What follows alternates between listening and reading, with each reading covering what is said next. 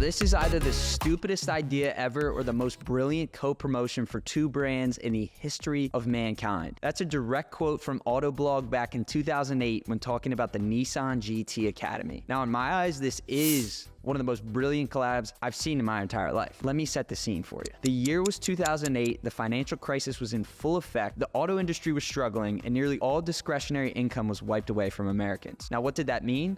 No one was buying cars, and certainly no one was spending money on entertainment products like video games. That was until Nissan and Sony revved up a campaign so impactful, they're making movies about it in 2024. Marketing bestie, I welcome you, the Nissan and Sony GT Academy. Launching in 2006, Nissan's director of global motorsport, Darren Cox, had an outlandish idea to host a small event for Gran Turismo video game players to compete online and on an actual racetrack, with the winner receiving a Nissan 350Z. After generating some initial buzz, Nissan decided to form an official partnership with Sony and launch the Nissan GT Academy. The first year of the GT Academy was in 2008, and over 25,000 contestants entered the online races.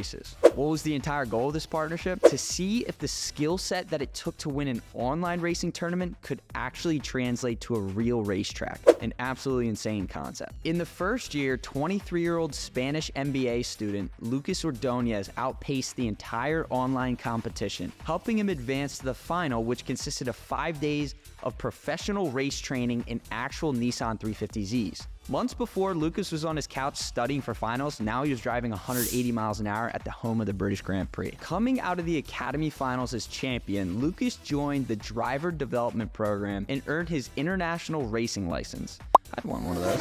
What started as an esports tournament produced a professional racing driver who was set to join a former Le Mans champion to compete in the Dubai International 24 Hours. Like, what the fuck? The initial reaction in the market was that the entire academy was a marketing stunt, which it was. And Nissan's racing competitors scoffed at the GT Academy. They weren't wrong, the partnership was making massive headway for both brands, an incredibly clever campaign, but then the dominance of the GT Academy could not be denied. Only 3 years after being the first graduate of the Nissan GT Academy, Lucas Ordonez placed second place at the 24 Hours of Le Mans and first at the Zhuhai 6 Hours in China. Two massive showings for the gamer turned driver. In a car draped in Nissan and Sony branding, Ordonez took the racing world by storm. Now, what's the genius behind sponsoring a race car? You need to hit your customers at multiple points during the days. It's not just enough to focus on Facebook ads. You need to hit your target audience when they're listening to their favorite podcast, when they're driving to work passing billboards, and even while they're relaxing watching their favorite sport. While paid ads on social are effective, consumers aren't scrolling on TikTok all day. There's other less saturated opportunities out there. I'd explore them this year. Now let's get back into it. This all sounds like something from a movie, right? Well, in 2011, the world was introduced to Jan Martinborough, the 2011 GT Academy winner, and the movie script began to write itself. 3 years after the start of the GT Academy, Jan, the youngest Academy winner ever at 19 years old, came out victorious over 90,000 other final contestants. Jan then became a professional racing driver, competing at the highest level in Super GT and Super Formula, two prestigious racing series in Japan, and in 2015 was featured in a list of the 50 most marketable athletes in the world,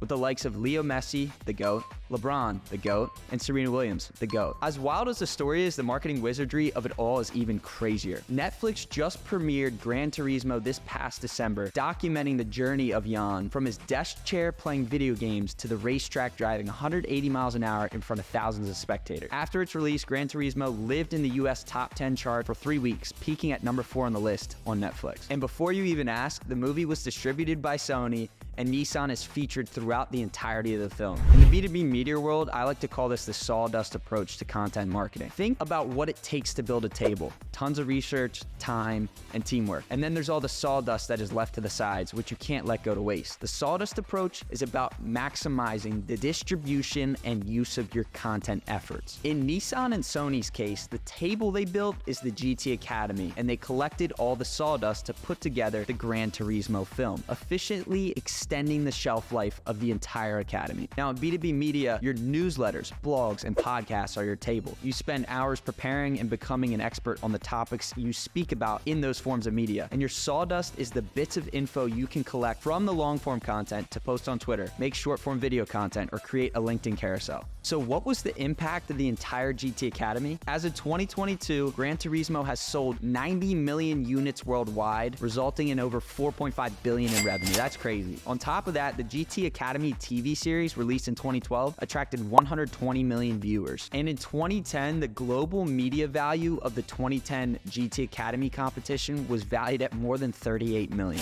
In its first year, only 25,000 people entered the Academy, but word spread in the second competition in 2010 drew 1.1 million entries. Then in 2013, the qualifying period for the GT Academy, which was only 4 weeks, had 1.3 million entrants. Winning the 2011 Media Weeks Awards Best International Campaign, along with 5 other international marketing awards, that wasn't enough to keep the program running past 2016. Due to some internal disagreements, Darren Cox, the originator of the Academy, decided to leave Nissan. And all we're left with is this video.